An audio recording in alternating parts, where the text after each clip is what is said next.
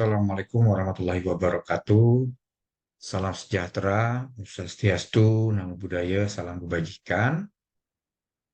Eh, Pada kesempatan kali ini, saya akan melanjutkan pembahasan materi Globalism, Governance and Public Administrations. Itu saya akan share screen terlebih dahulu, dan sebelum memulai, kita akan mereview sedikit apa yang telah kita bahas di pertemuan sebelumnya.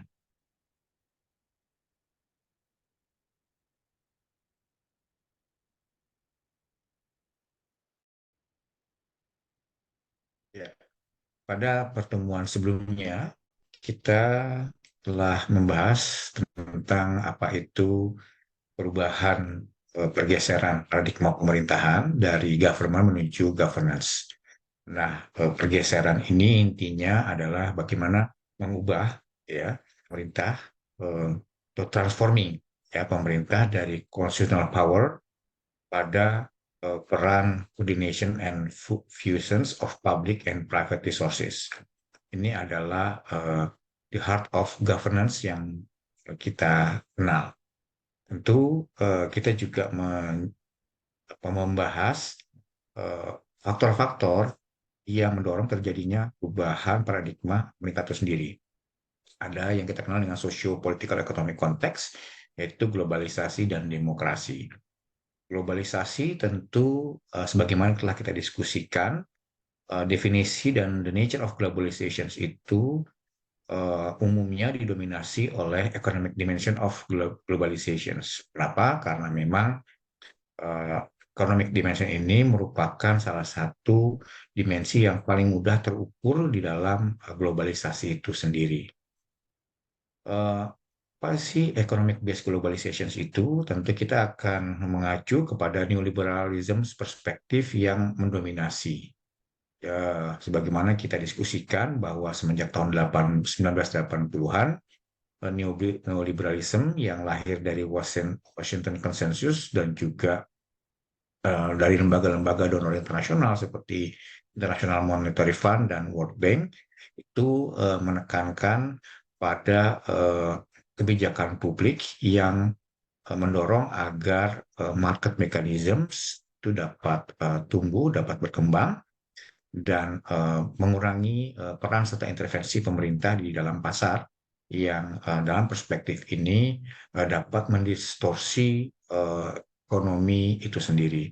Oleh karena itu, dalam neoliberal perspektif ini, kebijakan-kebijakan yang menjadi arus utama itu adalah privatisasi, kemudian bagaimana melakukan deregulasi, terutama yang berkaitan dengan pengaturan ekonomi, lalu juga menata kembali atau menata ulang kebijakan-kebijakan welfare policy, lalu juga itu bagaimana mengurangi belanja pemerintah untuk menyediakan barang dan jasa, karena ini tentu saja sepanjang bisa disediakan oleh pasar, maka pasar yang menyediakan. Lalu dalam rangka mengurangi belanja pemerintah ini juga adalah bagaimana pengetatan disiplin fiskal.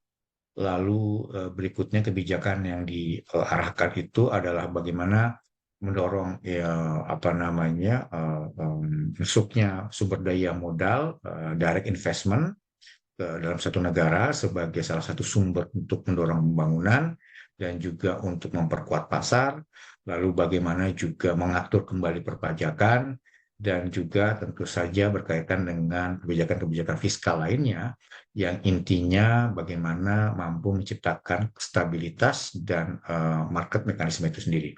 Ini adalah kebijakan-kebijakan yang didorong dalam neoliberalism perspektif. Nah, tentu dalam konteks globalisasi ini, khususnya economic globalization ini, dia memiliki dampak terhadap public administration transformations.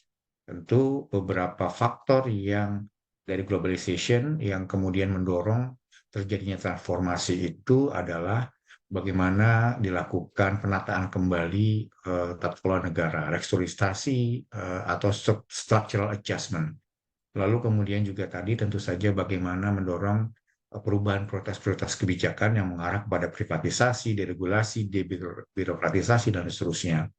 Lalu bagaimana mengurangi pemberian subsidi sosial, karena itu tadi akan membebani anggaran pemerintah, dan tentu saja dalam rangka pengetatan fiskal dan juga dalam rangka memberikan kesempatan kepada mekanisme pasar untuk menyediakan barang dan jasa, maka penyediaan barang dan jasa dalam konteks social welfare ini perlu dikurangi.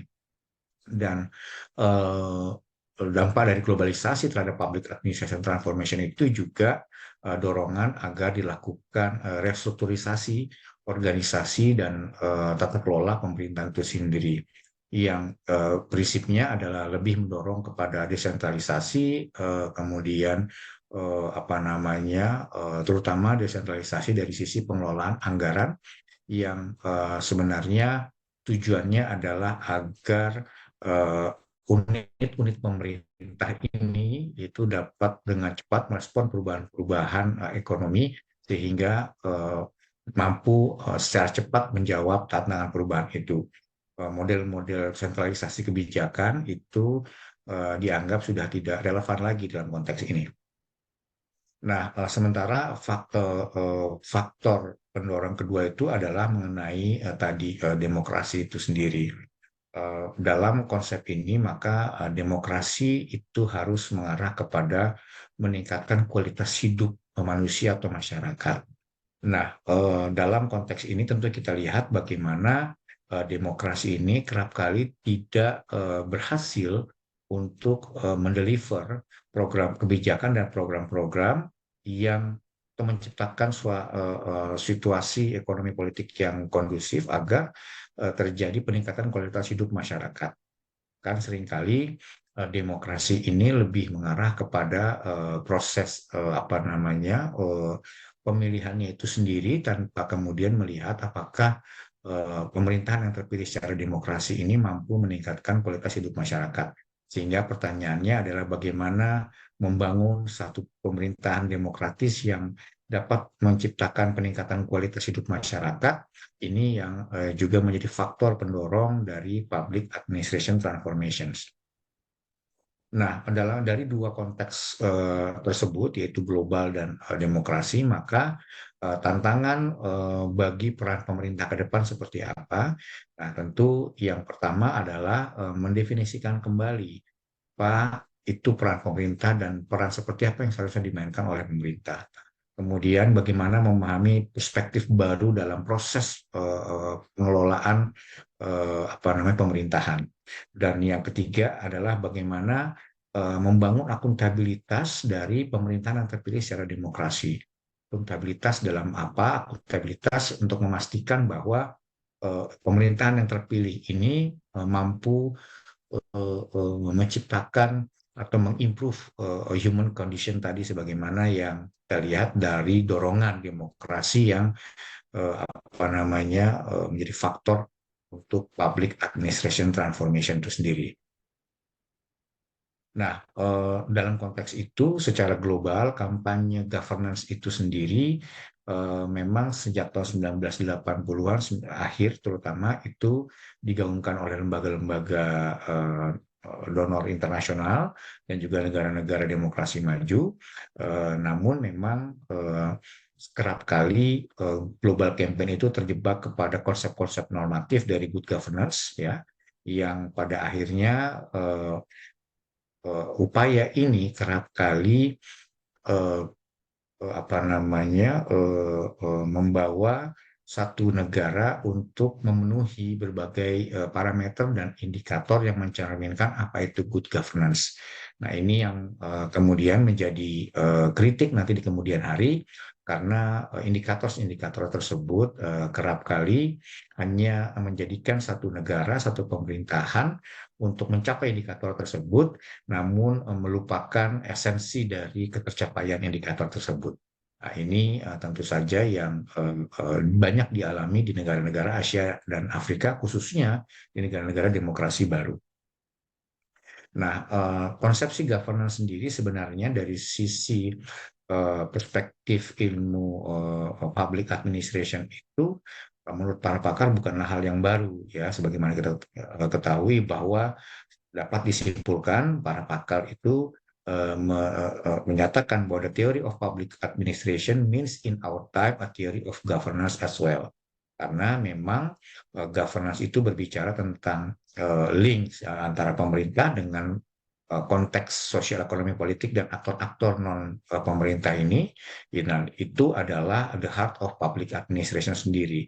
Sehingga dalam konteks ini sebenarnya bagaimana menempatkan pemahaman governance dalam public administration itu menjadi hal yang penting, bukan sekedar mengganti baju, tetapi bahwa uh, governance menurut Pierre dan Peters ini mensyaratkan perubahan peran ya, dari pemerintah, ya perubahan peran ya dan fungsi dari pemerintah di dalam masyarakat, dan tentu saja perubahan peran dan kapasitas ya dari pemerintah itu sendiri untuk mencapai tujuan-tujuan kolektif satu bangsa dan negara.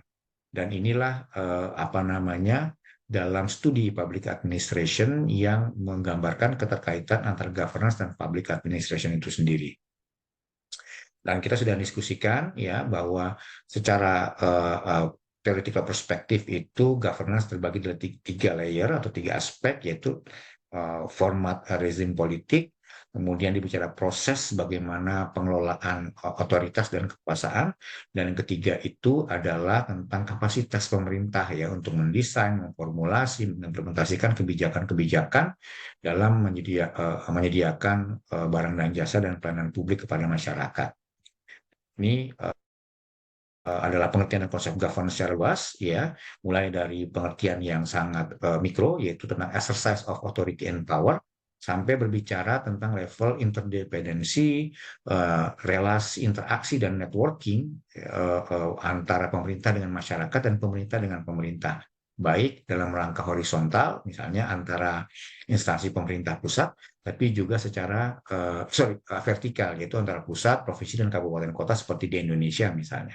Dan ini adalah pengertian dari konsep governance itu sendiri, sehingga bagaimana kita melihat governance bahwa berbicara soal menekankan kepada aspek interaksi dan kapasitas ya pemerintah di dalam apa namanya menjalankan fungsi-fungsi pemerintahannya. Nah, tetapi memang kalau kita mempelajari berbagai macam literatur dan hasil-hasil riset empirically, kritik atas good governance yang tadi digaungkan oleh negara-negara demokrasi maju dan juga lembaga-lembaga donor internasional ini juga memiliki kritik. Yang pertama adalah aspek ketidakjelasan konsepsi good governance. Nah, ketidakjelasan ini seringkali terjadi karena dalam konsep good governance itu melekat berbagai macam parameter dan indikator-indikator yang demikian banyak ya sebagai gambaran dari apa itu good ya governance itu sendiri, namun kerap kali kurang menyertakan rumusan kebijakan tentang bagaimana mewujudkan nilai-nilai tersebut, dan seringkali banyak negara itu terjebak hanya untuk mencapainya, padahal untuk capaian indikator tersebut hanya menggambarkan satu tingkat perubahan yang dilakukan oleh satu pemerintah. Sehingga yang dilihat itu bukan pada proses perubahannya tadi, tapi kerap kali lebih kepada indikatornya sudah tercapai atau belum, ya. Dan ini yang seringkali menjadikan banyak negara-negara tersebut terjebak kepada perubahan yang bersifat formal prosedural semata. Nah, kalau kita lihat misalnya di Indonesia, contoh indeks reformasi birokrasi, indeks akuntabilitas kinerja, itu juga dalam 3 tahun belakangan ini telah dilakukan penelaahan ulang bahwa ternyata misalnya banyak indikator-indikator yang terutama misalnya indikator reformasi birokrasi, indikator akuntabilitas kinerja dari instansi pusat yang semakin tahun menaik, tapi ternyata tidak mampu misalnya menjawab tantangan perubahan atau mencapai target-target pembangunan, indikator pembangunan nasional yang telah ditetapkan oleh pemerintah, misalnya dalam rencana pembangunan jangka menengah nasional dalam RPJMN. Ya, misalnya sebagai contoh, dalam apa namanya review dari Badan Pemeriksa Keuangan dan Pembangunan atau BPKP terhadap capaian kinerja pembangunan nasional itu menyebutkan bahwa ada 17 indikator dari 77 indikator pembangunan nasional yang tidak tercatat atau diketahui siapa instansi pemerintah pusat yang bertanggung jawab.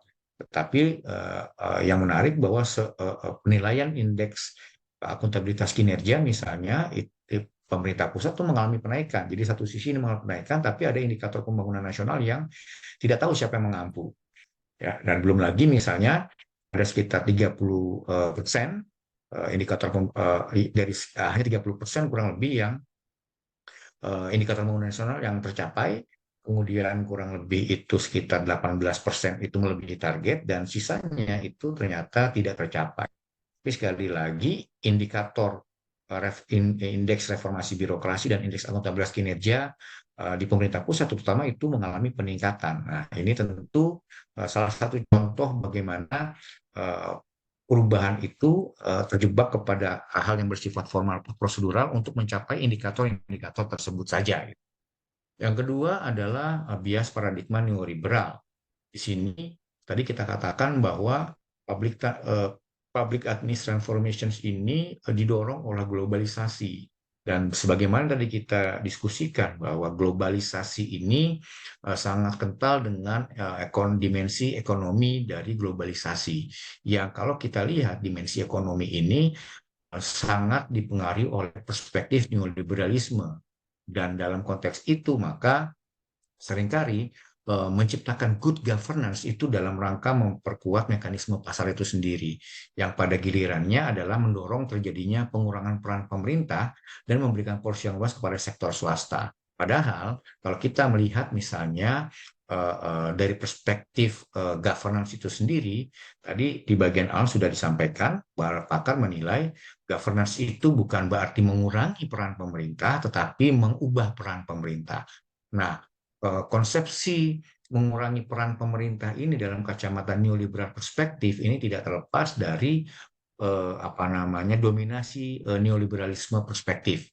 Ya, kalau kalian tentu masih ingat mata kuliah negara dan pasar, di situ terlihat sekali bagaimana neoliberal perspektif itu memang membatasi peran pemerintah, ya, walaupun masih memberikan ruang, tapi sangat terbatas, terutama untuk memastikan bahwa mekanisme pasar, keadilan dalam pasar itu bisa terwujud. Jadi sekali lagi lebih kepada perspektif penguatan mekanisme pasar itu sendiri ketimbang berbicara tentang peningkatan kapasitas pemerintah dalam mengexercise authority sebagaimana konsepsi dari governance itu sendiri. Yang karena berkaitan dengan bias paradigma neoliberal ini adalah ethnocentrism. Tadi yang kita lihat bahwa nilai-nilai good governance ini yang sangat kental dengan nuansa neoliberalism perspektif ini, itu berangkat dari seperangkat nilai yang berkembang di negara-negara barat.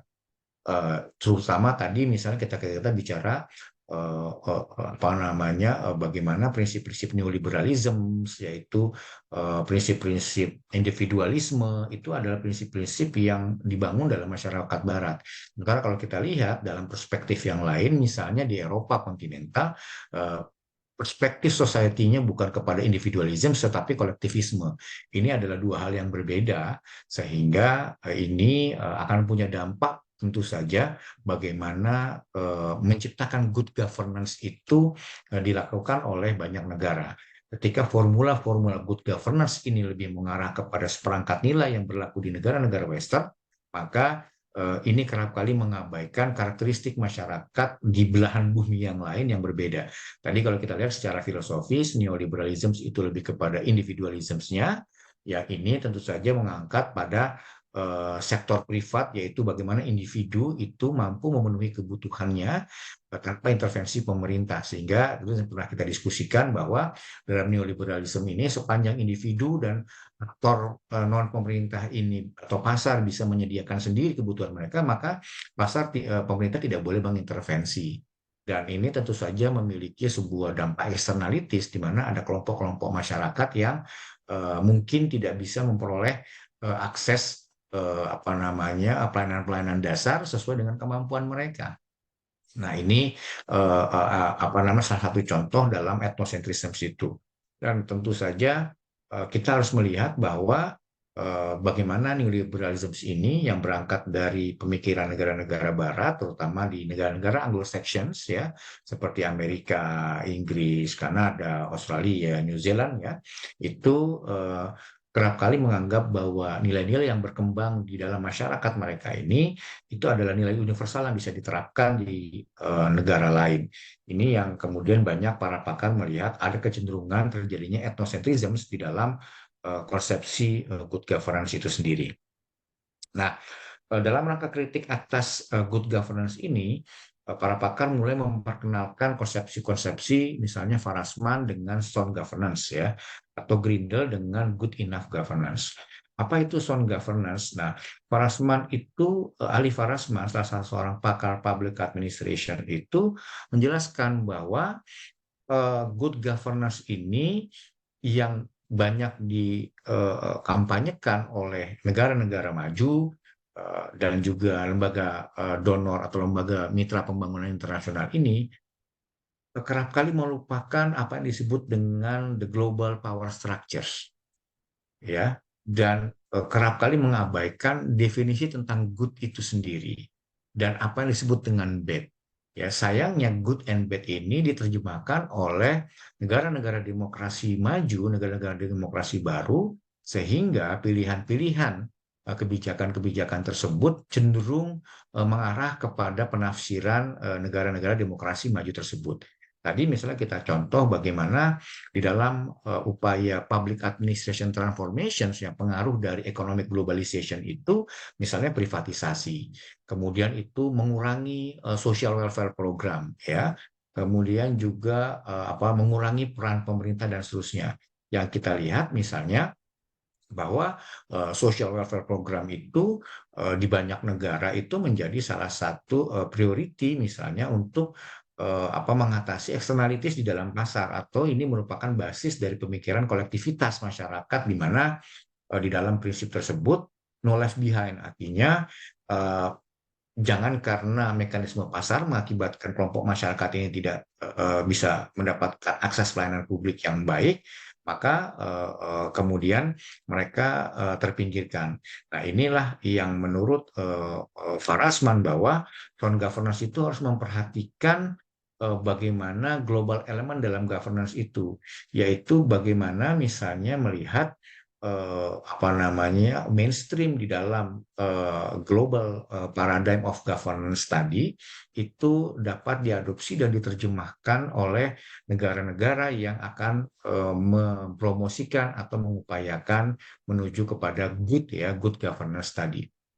Dan oleh karena itu di dalam sound governance ini Ali Farasman menekankan bahwa nilai-nilai masyarakat setempat itu perlu juga diadopsi sebagai karakteristik good ya di dalam governance itu sendiri.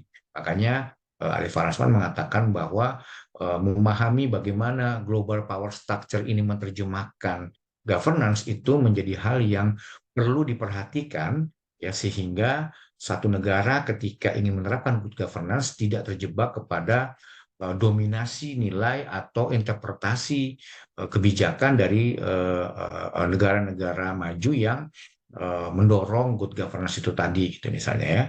Nah, di tahun 2007 dan terutama sebenarnya telah diperkenalkan tahun 2002 oleh Merrill Grindle ya, pada pertemuan di World Bank dia menyampaikan konsepsi yang disebut dengan good enough governance. Menurut Grindel bahwa agenda good governance ini terlalu komprehensif dan kompleks. Artinya semua definisi tentang baik, semua indikator-indikator tentang baik atau tentang good itu disematkan dalam governance, dan setiap negara itu harus memenuhi nilai-nilai tersebut, ya kan, sehingga dapat dikatakan good.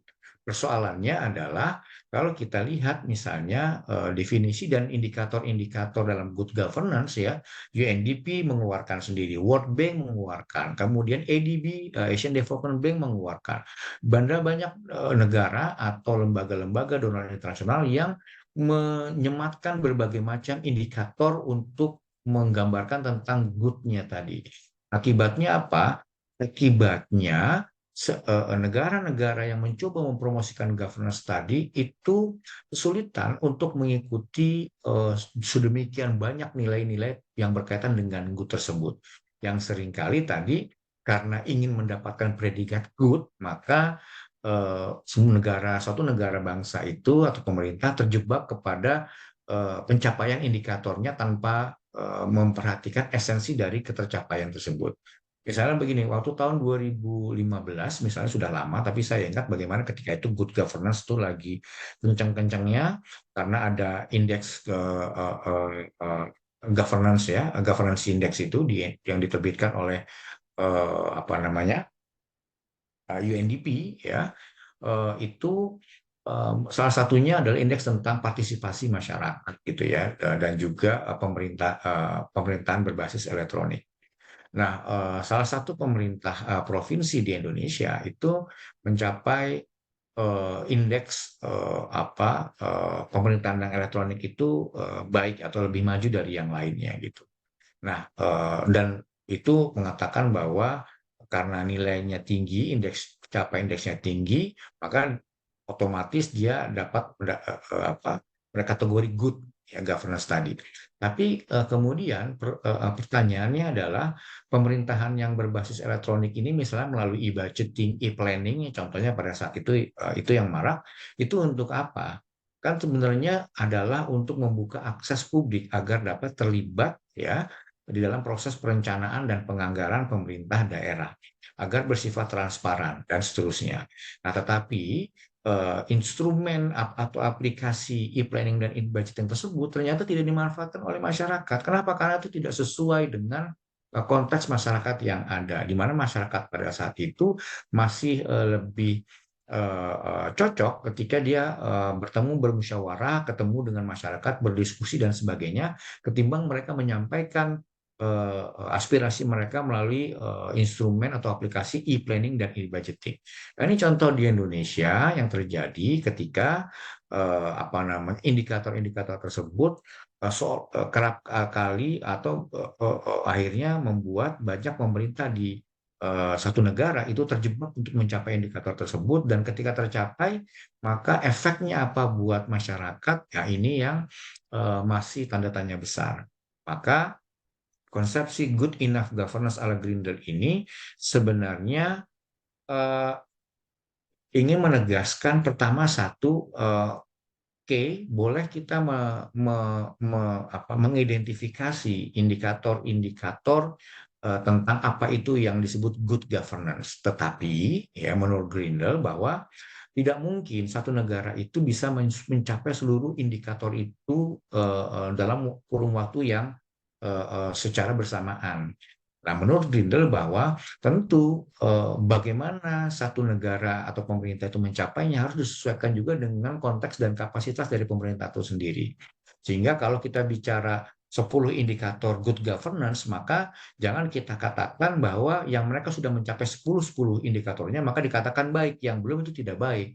Nah, Grindel mengatakan dalam konsep good enough governance itu adalah bagaimana kita mengidentifikasi sesuai sosial, ekonomi, political konteks, dan kapasitas pemerintahnya untuk mencapai indikator mana terlebih dahulu yang perlu mereka dapatkan. Sehingga dari situ melakukan sekuensial bertahap untuk mencapai indikator selanjutnya.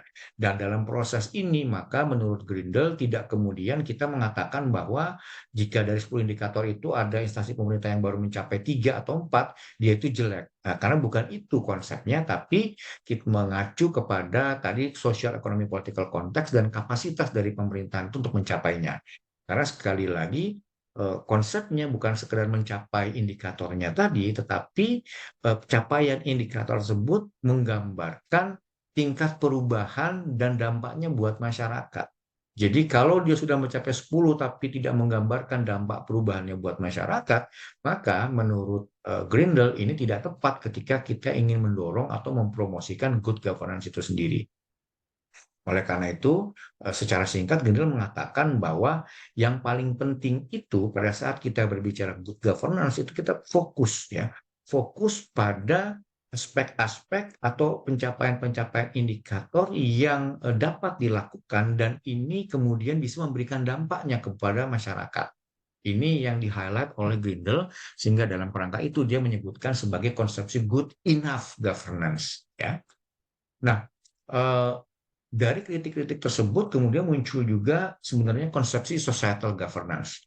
Konsep societal governance ini sebenarnya bukan konsep baru ya, tapi ini oleh John Koyman itu sudah ditulis di tahun 90-an awal, kalau saya tidak tahu tahun 1993, ya kan. Nah, Koyman itu menawarkan apa yang disebut sebagai societal governance. Kalau yang kita menarik di sini adalah ketika good governance yang sangat dipengaruhi oleh neoliberal perspektif ini melihat pada nilai-nilai individualism ya di dalam masyarakat yang menganut aliran neoliberal, societal governance di sini itu menekankan kepada kolektivisme atau nilai-nilai kolektivitas yang berlaku dalam satu masyarakat. Apa sih yang disebut dengan kolektif atau kolektivitas ini, ya kan? Kolektif ini itu kita melihat tidak hanya kepada satu aspek, tetapi melihat bagaimana pembangunan, bagaimana upaya mencapai good governance itu secara bersamaan dilakukan oleh seluruh aktor, yaitu oleh pemerintah, oleh sektor privat, dan juga oleh civil society, masyarakat madani, yang upaya itu dilakukan secara bersamaan sehingga pengertian kolektif dalam societal governance ini itu menggambarkan share set of responsibility, bahwa dalam mencapai pembangunan manusia yang lebih baik, masyarakat yang lebih baik itu merupakan tanggung jawab yang dibagi bersama oleh seluruh aktor. Inilah nilai kolektif di dalam pengertian societal governance. Sehingga konsep governance ini itu menekankan kepada tanggung jawab bersama antara pemerintah, sektor privat, dan civil society. Konsepsi governance itu sendiri memang menggambarkan interaksi antara pemerintah, sektor privat, dan civil society. Tetapi dalam societal governance ini, basisnya bukan adalah ujungnya neoliberalisme seperti perspektif neoliberal itu, di mana mengurangi peran pemerintah. Jadi dalam interaksi tadi peran pemerintah itu berkurang, tetapi lebih kepada memberikan fasilitasi kepada sektor privat ya, terutama untuk bisa berperan aktif di dalam penyediaan barang dan jasa dalam menyediakan pelayanan-pelayanan publik, ya kan. Nah, ini yang oleh societal governance tidak demikian adanya, tetapi ini adalah tanggung jawab bersama. Nah, dalam kacamatanya si Grindel, bagaimana kita memahami tanggung jawab bersama, maka menurut, bukan Grindel, Koyman, bahwa dalam societal governance ini kita harus memperhatikan public governing capacity dan private governing capacity. Nah, di situ dia menegaskan bahwa public governance capacity ini ya itu dilakukan dengan melihat kacamata sektor privat ya dan kapasitas sektor privat. Sebaliknya ya, private governing ini itu juga harus melihat dari kacamata instansi pemerintah. Sehingga di sini bukan sekedar pemerintah melakukan apa untuk memfasilitasi pasar, tapi ketika pemerintah melakukan upaya penyediaan barang dan jasa ini, mengeksersis otoriti, ini juga harus melihat dari kapasitas sektor privatnya. Dan sebaliknya, sektor privatnya ini bukan berdiam diri saja ya mengerjakan tugas-tugasnya di mekanisme pasar, tetapi dia juga harus ingat ketika dia melakukan private carrying capacity private governing ini, dia juga harus memperhatikan public carrying capacity-nya, bagaimana sektor pemerintah itu mampu juga menjalankan fungsi-fungsi tersebut, sehingga di sini terjadi interaksi antara sektor privat ya, sektor pemerintah dan civil society secara real, yaitu dalam membangun tanggung jawab bersama. Nah, societal governance ini itu kemudian menegaskan tentang collection of rather specific model of interaction between the public and private sector. Ini maksudnya adalah dalam konteks shared set of responsibility ini, maka kolektivitas ini berbicara atau menggambarkan satu model interaksi yang spesifik untuk memastikan di mana pemerintah dan sektor non pemerintah itu dapat mencapai tujuan bersama karena tadi mereka memiliki tanggung jawab bersama.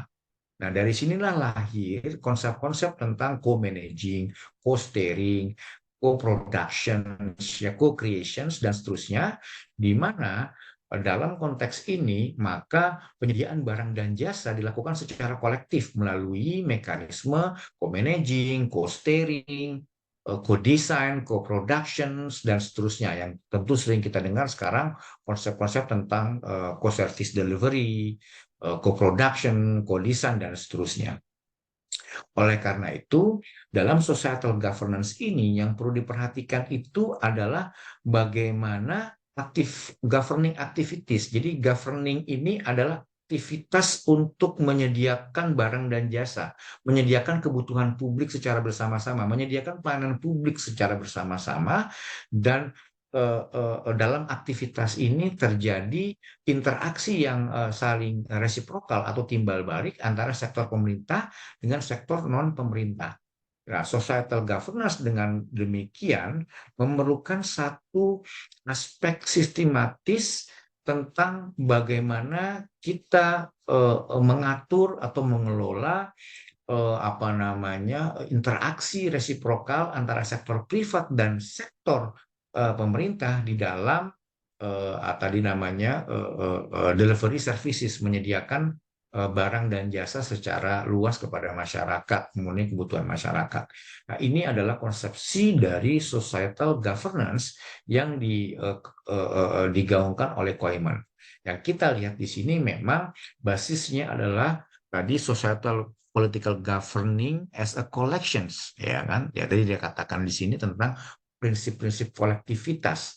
Yang pertama, yang kedua adalah share set of responsibility. Jadi pembagian tanggung jawab bersama ya antara sektor pemerintah dengan non pemerintah di dalam menyediakan barang dan jasa, menyediakan pelayanan-pelayanan ya, menyediakan pendidikan, kesehatan, sekolah, dan seterusnya ya. Dan yang ketiga, yang pentingnya adalah dalam rangka share set of responsibility inilah ada satu model interaksi yang spesifik ya, yang menggambarkan hubungan timbal balik antara sektor pemerintah dengan non pemerintah ini, yang kemudian melahirkan konsepsi besar yang disebut tadi ya, co-managing, co-design, co-production, dan seterusnya. Ini adalah konsepsi societal governance yang digaungkan oleh Jan Koeman ya. Nah, kalau kita melihat tadi bagaimana governance, kemudian bagaimana konsepsi good governance, bagaimana kritik terhadap good governance, dan bagaimana konsepsi societal governance yang mencoba memberikan satu perspektif lain di dalam governance itu, maka tulisan dari Ali Farasman, Grindel, dan juga Koeman itu sebenarnya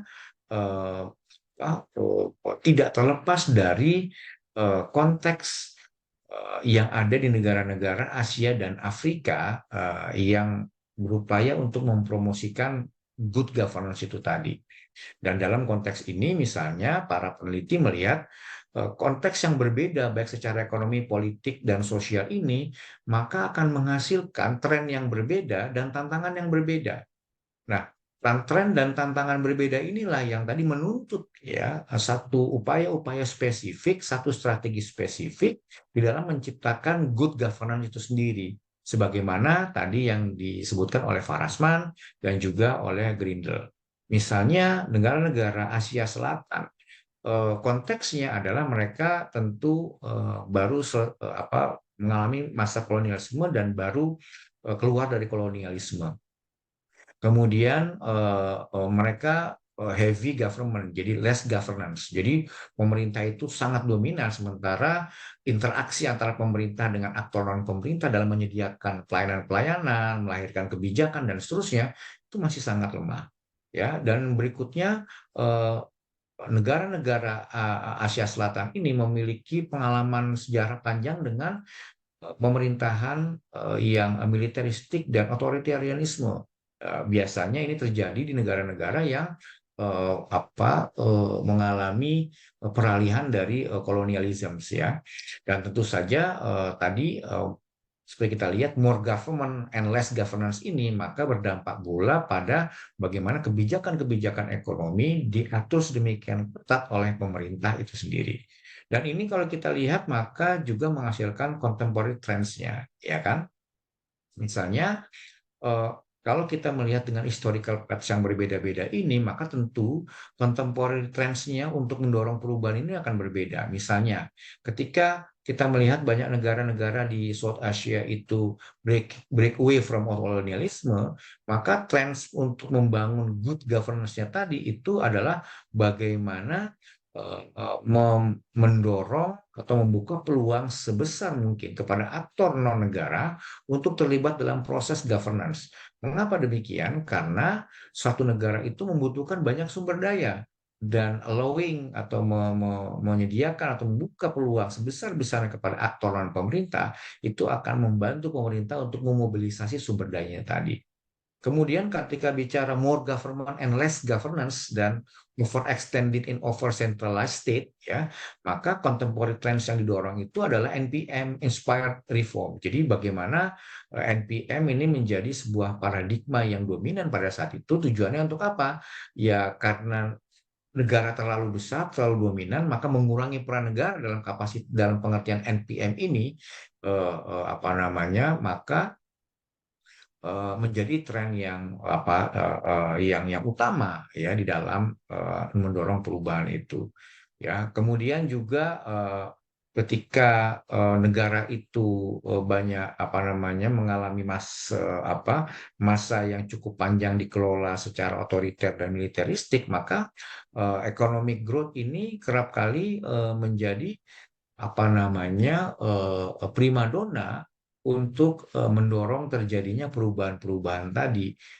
Agar apa? Agar pertumbuhan ekonomi ini diharapkan mampu menghasilkan kelas menengah, ya, kelas menengah ya, secara ekonomi dan edukasi itu, pendidikan itu eh, memiliki kemandirian dan mampu untuk mulai menyuarakan aspirasinya, sehingga disinilah yang kalau kita misal lihat dalam teori political development itu akan mendorong menginspirasi lahirnya demokrasi, ya, dan seterusnya. Jadi apa yang bisa kita lihat dari tabel ini sebenarnya eh, di negara-negara Asia sendiri yang banyak sekali jumlahnya, ya ada India, Pakistan, Bangladesh, dan seterusnya, itu Asia Selatan masuknya, ini memiliki karakteristik atau konteks sosial ekonomi politik yang berbeda-beda, ya. Ada yang tadi mereka masih sangat kental pengaruh, ya, behaviors dari kolonialismenya,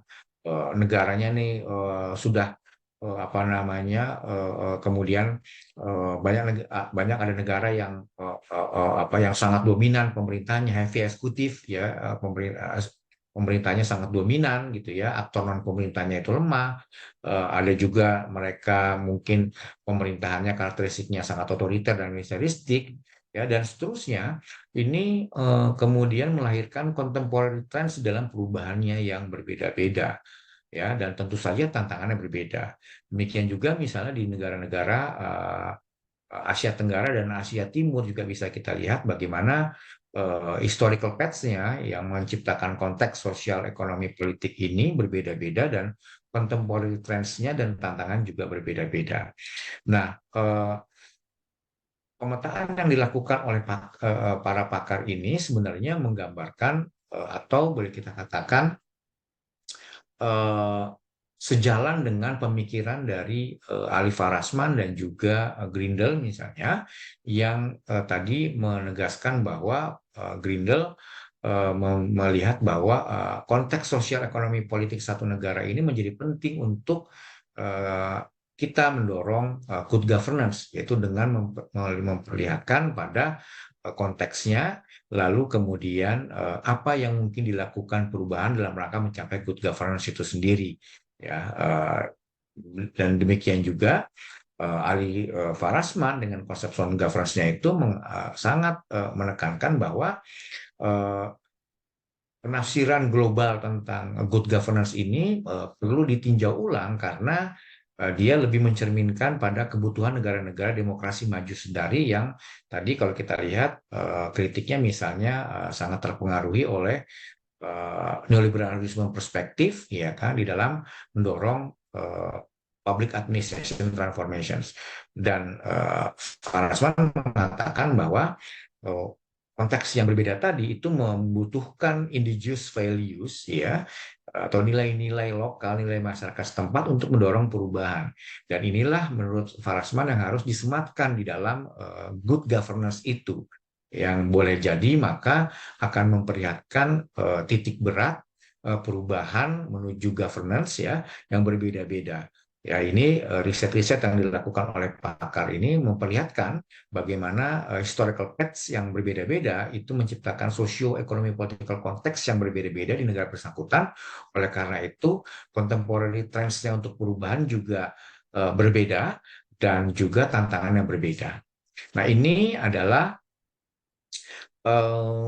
kita lihat bagaimana globalisme dan governance ya itu berkaitan erat dengan reformasi administrasi di suatu negara ya terutama ketika kita bicara governance reform ya ya reformasi administrasi dalam rangka menggeser dari government to governance itu sendiri. Nah, oleh karena itu di dalam comparative public administration kita bisa melihat bagaimana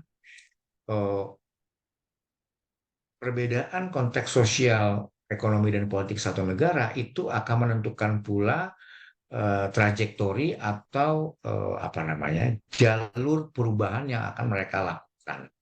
Ya, maka tantangan buat comparative public administration itu adalah melihat ya karakteristik-karakteristik ini yang beragam dan kemudian melihat lebih lanjut faktor-faktor yang membuat karakteristik ini beragam dan bagaimana faktor itu menciptakan konteks dan dari konteks itu dia mendorong trends-trends untuk perubahan dan tantangannya. Dengan membandingkan ini maka kita akan bisa menstudi lebih lanjut misalnya ya Southeast Asia, Southeast and East Asia yang memiliki historical paths yang berbeda, itu bisa jadi memiliki contemporary trends yang berbeda. Tapi bisa jadi contemporary trends-nya sama. Ya. Dan mengapa dia berbeda dan sama, ini yang perlu dilakukan studi perbandingan.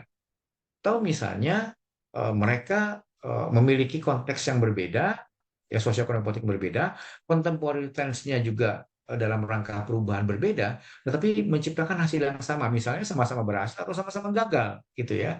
Nah, tentu ini yang mesti dikaji. Apa yang membuat tadi bisa berhasil atau gagal tersebut di tengah-tengah konteks sosial ekonomi politik dan contemporary trends yang berbeda-beda.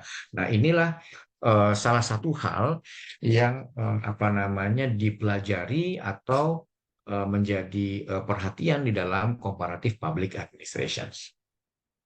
Oke, demikian untuk penyampaian materi globalism, governance and public administrations. Saya stop screen dulu. Nah, tentu apa bisa dipelajari oleh kalian semua.